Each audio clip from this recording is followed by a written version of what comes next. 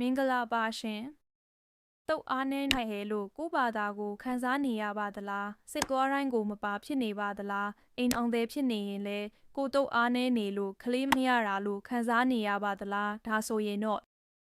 တုတ်အားနည်းတဲ့ပြဿနာကိုဘလို့ပြန်ပြီးအားကောင်းအောင်လုပ်ကြမှာလဲဆိုတာကိုကျမ်းမာရေးဗဟုသုတအဖြစ်မျှဝေပေးသွားခြင်းပါတယ်ဗီဒီယိုအသစ်လေးတွေတင်တိုင်းဝင်ကြည့်ဖို့မမေ့ပါနဲ့နော်ကဲစတင်လိုက်ရအောင်နော်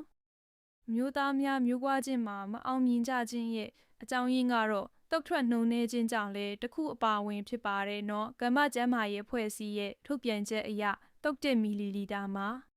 တုတ်ပိုးပေါင်း15တန်းကျော်ပုံမှန်ရှိရမှာဖြစ်ပြီးအထက်နည်းနေရင်တော့ပုံမှန်မဟုတ်ဘူးလို့ပြောလို့ရပါတယ်ရှင်အမျိုးသားများတုတ်ကိုအားနည်းနေခြင်းကဗီတာမင်ဓာတ်များနဲ့ဇင်းဓာတ်များချို့တဲ့ခြင်းနဲ့ကပ်ဆိုင်နေပါတယ်နော်ဒါကြောင့်အစားအစာအပြောင်းလဲတချို့ပြုလုပ်ခြင်းဖြင့်ထိုပြဿနာတွေကိုဖြေရှင်းနိုင်ပါတယ်အမျိုးသားများတုတ်အားကောင်းစေသောအစားအစာအချို့ကိုဖော်ပြပေးလိုက်ပါတယ်နော်ပထမဆုံးအစားအစာကတော့ခရမ်းချဉ်သီးဖြစ်ပါတယ်ခရမ်းသီးမှာလိုင်ကိုပိန်းတဲ့ကြွယ်ဝစွာပါဝင်ပြီးအန်တီအောက်ဆီဒန့်များလည်းကြွယ်ဝစွာပါဝင်တဲ့အတွက်ပုံမှန်စားသုံးပေးခြင်းဖြင့်တုတ်အားကိုကောင်းမွန်စေပါတယ်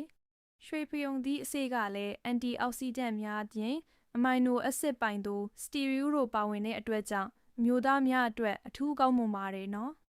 ချောကလက်အနက်ကလည်းအမိုင်နိုအက်ဆစ်ကြွယ်ဝသလိုတုပ်ပိုးရဲ့အရည်အသွေးကိုကောင်းမွန်စေသောဓာတ်များပါဝင်တဲ့အတွက်နေ့စဉ်စားသုံးပေးခြင်းဖြင့်တုပ်အရည်အတွက်ကိုမြင့်တင်နိုင်မှာပဲဖြစ်ပါတယ်စက်သွန်ဖြူမှာလည်းသွေးလည်ပတ်ခြင်းကိုကောင်းမွန်စေသောအဲလီဆင်ပါဝင်တဲ့အတွက်စားပေးနိုင်ပြီးစီဒီနီယန်ကတုပ်ပိုးလေးများတန်ဆွမ်းရန်အတွက်အထောက်ပံ့ပေးပါသေးရဲ့နော်